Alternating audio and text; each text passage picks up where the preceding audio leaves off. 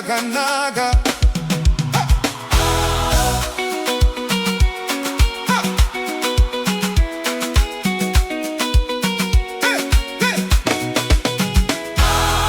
Ndakatarisa kumashure ndikaona zvamakaita, makandisimudza kubva pasi, makandipa upenyu. Vanhu vakazvamisika vachiti zvachinja sei, ndikati handisi ndega, Mwari ndivo vandinavo. kana ndichifunga zvese zvamakaita muupenyu hwangu, mwoyo wangu unotadza kunyarara, unoda kupembera.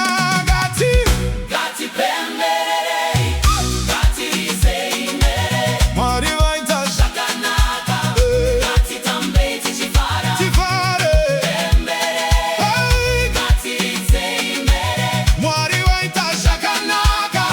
Ngatitambei tichifara.